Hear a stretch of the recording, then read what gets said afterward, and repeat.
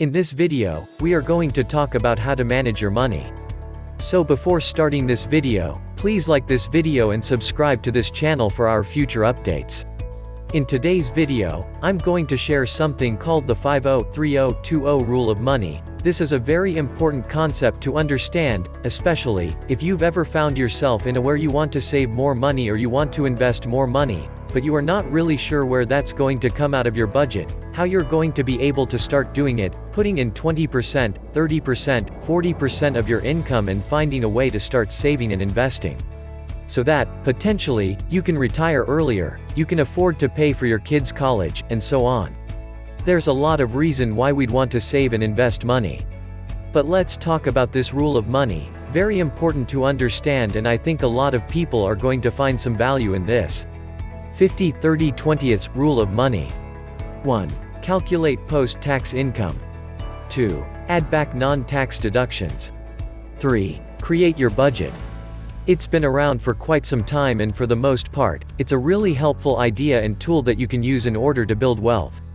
I'm going to talk about some downsides to it and some things that you want to be very careful of if you're going to follow this strategy. But overall, it's definitely something that in most cases is going to put you in a much better financial position than you would be. Calculate post-tax income. To do this, simply look at your pay stub, look at how much money is coming into your bank account after taxes. You're probably going to be getting taxed, your employer is going to be withholding a certain amount of money for taxes, and then you get a certain amount of money in your bank account. If you are making $45,000 per year, you might only see $35,000 per year coming into your bank account. Add back non-tax deductions. What you're going to do then is add back any non-tax deduction, health care, or if you've been making deductions for 401 kiloseconds or IRAs or some other types of retirement accounts. Then add that back into this equation just to give us this example number that we're going to talk about. How we can use this 50-30-20 rule. Create your budget. You want to make sure that you are running a budget at all times. Once you do these three things, that's when we can start talking about the 50-30-20 rule of money. Needs 50%. Housing, food, health care, utilities and minimum debt payments. This 50 stands for 50% of your money goes towards your needs. This list is just a guideline, it isn't to say that this is exactly what you should be at the moment. But more something that you should be shooting for and hoping to get your needs down to about 50% of your income. The truth is, if you are making $7.25 an hour, it might be very difficult to get your needs down to 50% of your after-tax income.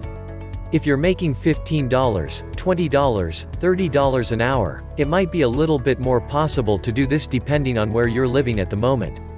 Housing. The idea here is that 50% of your income is going towards needs. I want to very much clear what we mean when we say need. We're talking about putting a roof over your head, we're not talking about the best school district in the county, we're not talking about a really nice condo somewhere. We're talking about something that gets a roof over your head that counts as a need. Food. Some people spend a lot of money on foods, we're not talking about restaurants, this is under the needs category, this is food such as groceries that are very important to survive. We obviously all need food, we need shelter to survive. Health care. This is something regardless of your income you should not be skimping on, because the truth is, if we don't have good health, we're probably not going to be around for a very long time, so take good care of yourself. Utilities. Not getting your power shut off, not getting your water shut off, not getting evicted from your home, so these are all very important things that are needs. Minimum debt payments. When we say this, the problem with this is that you could have maybe bought a TV with your credit card but you have minimum payment on this. Well, the TV is not a need, but a need is to pay off that minimum payment on the credit card at the very least. So we throw that into the needs category for this. Going along with this minimum debt payments, if you have student loans, car loan, all these things that are going to affect your credit score if you don't pay them, you essentially default on the loan, that's very bad news. If you don't want to find yourself in that position, we're throwing that under needs as well for minimum payments. Wants 30%. Clothing, phone, restaurants, entertainment and vacations. According to the 50-30-20 rule, 30% of your income should be going towards your wants. There is a very large difference between needs and wants, and hopefully, we're clarifying that in this article. Clothing. I would classify this for the most part as a want. Obviously, you shouldn't be running around downtown completely nude, just running through the street. You're probably going to get arrested. The truth is, clothing doesn't have to cost a lot of money. If you weren't in a financial pinch, you can go to 50 cents Sunday at Goodwill or Salvation Army and get some clothing for 50 cents. For a couple dollars, you get some clothes. For the most part, clothing, I would classify it as a want. There is a very small need for clothing. You could budget some of that infinity to maybe $20 a month. Phone. This is something that is not necessary to keep you alive. It's not necessary to keep you off the streets, so therefore, phones and phone bills, these are classified as a want, even though this might be something that's pretty important in life. Really, everybody has a phone, and in some cases, you can't even really function without your phone. Restaurants. If you're going to have to eat, this is a want. This is an obvious want. It's not groceries, it's not paying for bread, rice, beans, potatoes, and vegetables and fruits, but it's things that you're paying the chef to make you food. This is money that is classified as a want. Entertainment and vacations.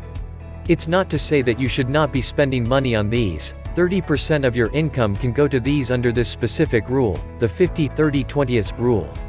Because you don't want to end up like a boring person who is saving all of his money and not doing any of these, and that kind of sucks. Put about 30% of your wants. Do an audit on yourself, track your budget, and see how much is going towards your wants right now, versus how much is going towards your needs. Save, invest 20%. IRA, 401k, debt repayment and emergency fund. The truth is, I really like to flip these around. I find myself saving way more than 20% of my income and investing more than 20% of my income. If you find yourself making like $30,000 per year, then you would split this down into a very simple thing: $30,000 per year after tax, $15,000 goes towards your needs over the course of the year. $4,500 goes towards your want, $10,500 goes to saving and investments including IRA, 401k, etc. IRA and 401k. If you can get to at least 20%, I would argue that you would likely be in a much better financial position than most people today. The truth is, most millennials are not anywhere near that percentage, and even if you're just sucking money into your 401k or maxing that out, you're probably going to be in a much better financial position.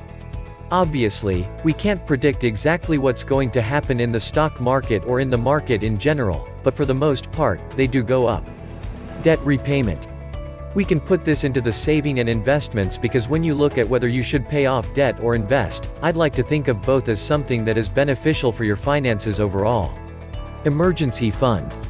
It's important to have at least close to 6 months worth of emergency fund that you can live off of. If you get laid off from your job, if something happens, if you have to pay some very expensive medical bills, these are all incredibly important.